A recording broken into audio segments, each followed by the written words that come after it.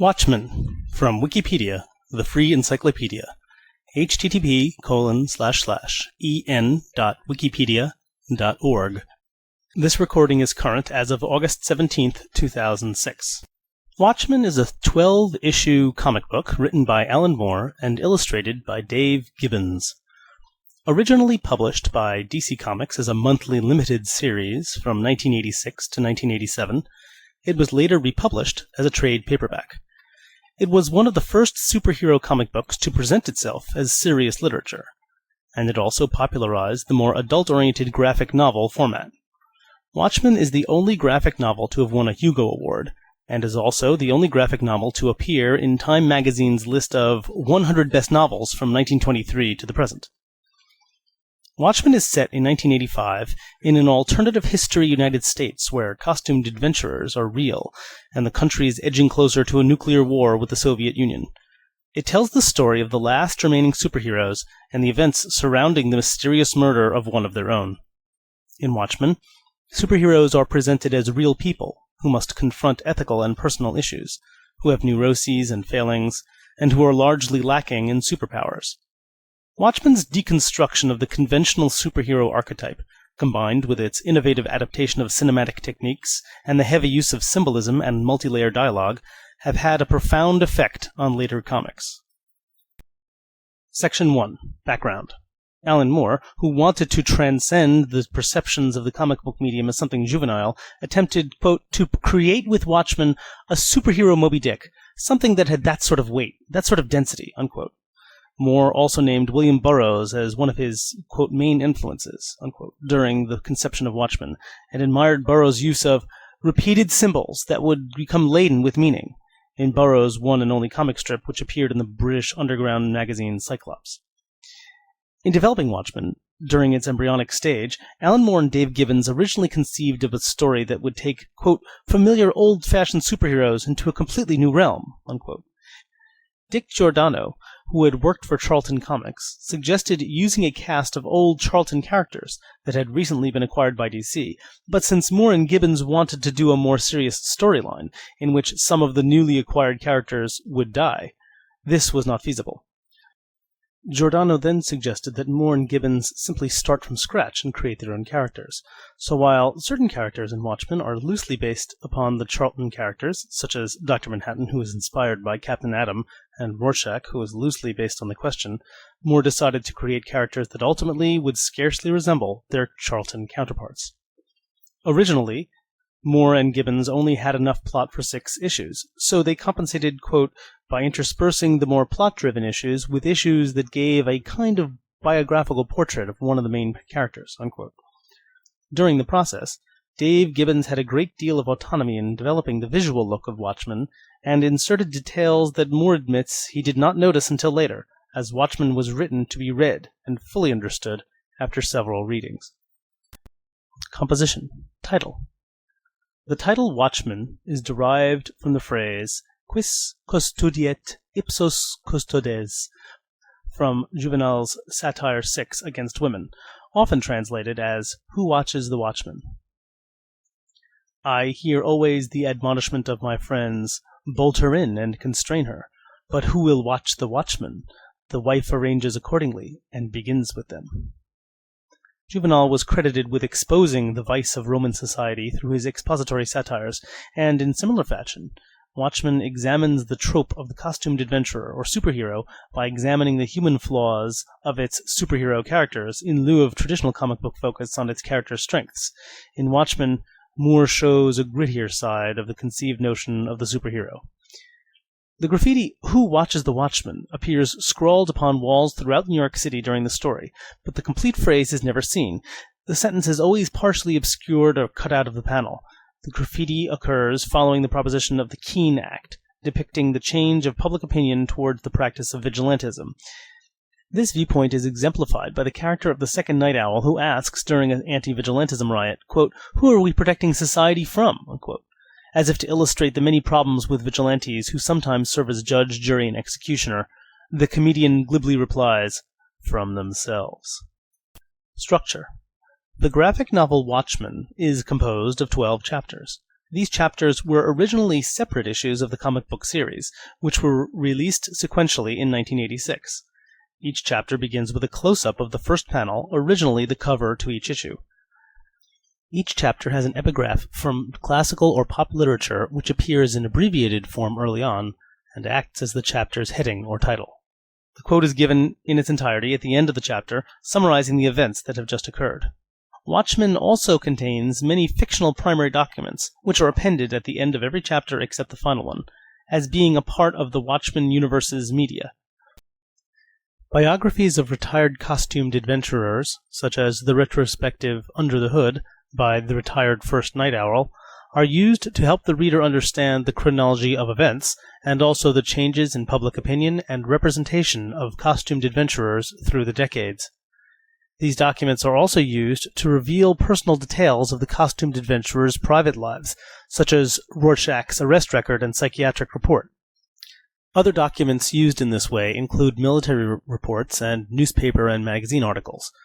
Watchmen's structure has been analyzed by many reviewers, with the Friday Review calling Watchmen a complex, multi-layered narrative populated with well-realized characters and set against a background that is simultaneously believable and unfamiliar.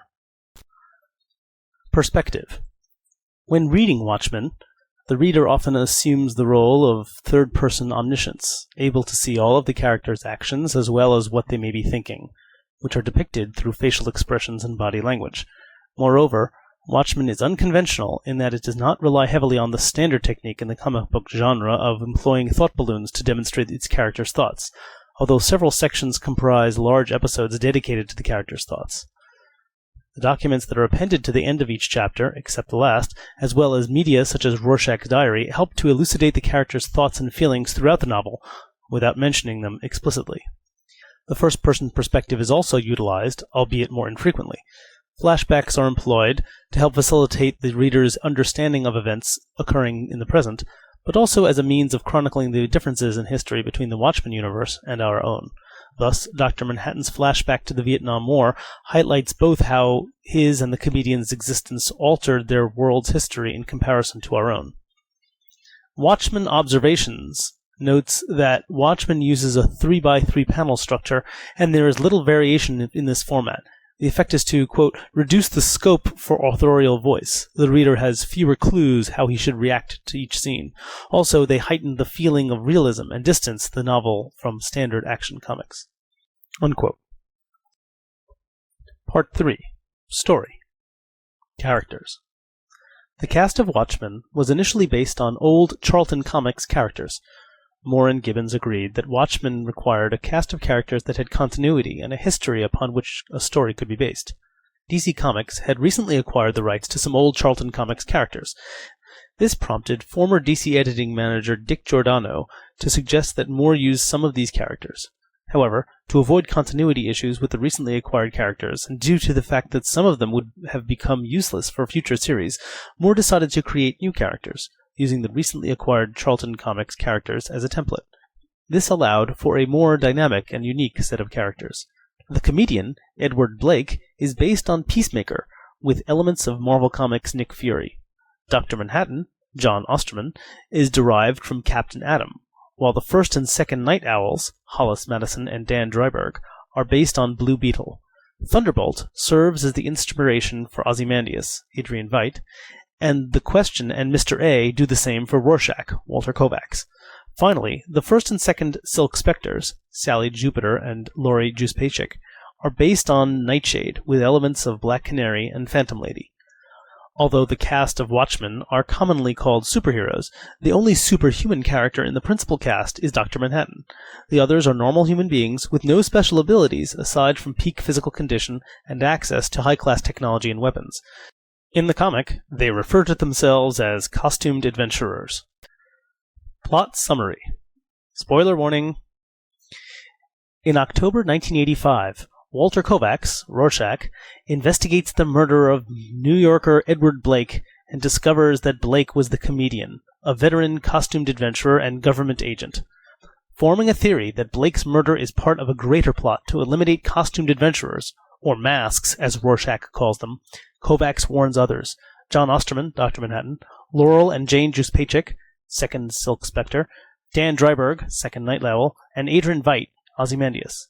Veidt, Juspacek, and Dryberg are long retired from crime fighting, the latter two because of the 1977 passage of the Keene Act, which had banned costumed vigilantes, a law that Kovacs, deeply immersed in his Rorschach identity and moral code, ignores. Veidt had retired voluntarily in 1975, disclosing his identity publicly and using his reputation and intelligence to build a successful commercial enterprise, as well as a large personal fortune. Like Blake, Osterman remained exempt from the Keene Act as an agent of the U.S. government. He no longer engages in crime fighting, having become an important element of the ongoing Cold War. The United States and the Soviet Union have been edging towards nuclear showdown since the 1959 nuclear accident that transformed Osterman into the nuclear-powered Dr. Manhattan. Due to Osterman's allegiance, the U.S. has enjoyed a distinct strategic advantage, allowing it to defeat the Soviet Union in a series of proxy wars, most notably in Vietnam. This imbalance has dramatically increased global tension. In seeming anticipation of global war, American society has assumed a great sense of fatalism about the future. Signs of this in daily life range from Meltdown's candy to graffiti inspired by the Hiroshima bombing to the designation of many buildings in New York as fallout shelters. Veidt, observing Osterman's increasing emotional detachment from humanity, forms a theory that military expenditures and environmental damage will lead to global catastrophe no later than the mid-1990s. As part of an elaborate plot to avert this, Veidt acts to accelerate Osterman's isolation by secretly exposing more than 24 of Osterman's former associates to harmful radiation, inflicting a variety of cancers on them. Meanwhile, Veidt manipulates the press into speculating that Osterman himself was the cause of these cancers. Now hounded by media allegations and quarantined as a result, Osterman teleports himself to the planet Mars to contemplate the events of his life.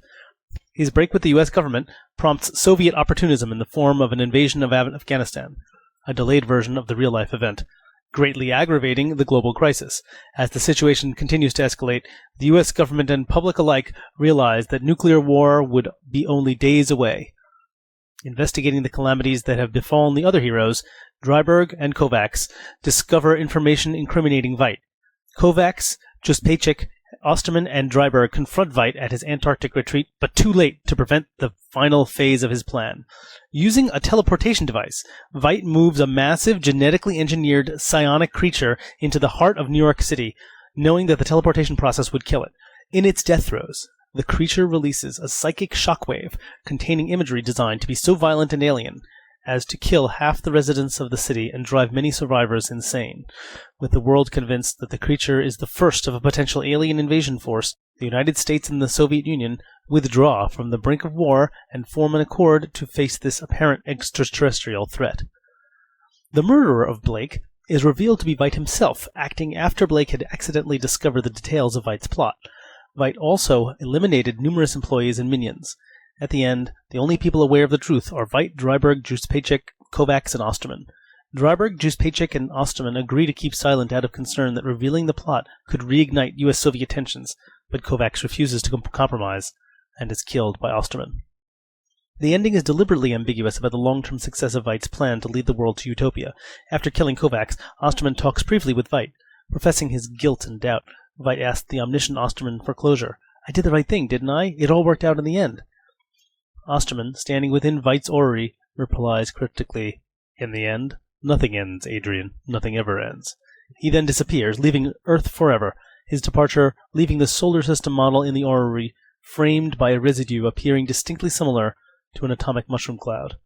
However, before confronting Veidt, Kovacs had mailed his journal detailing his suspicions to the New Frontiersman, a far right-wing magazine Kovacs frequently read.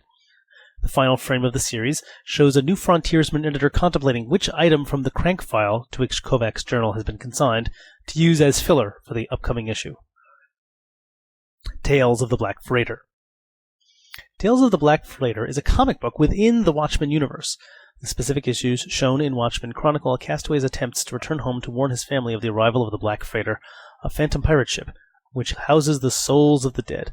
As the man's journey progresses, he becomes more and more unscrupulous, attempting to justify his increasingly irrational paranoid disposition and his criminal acts.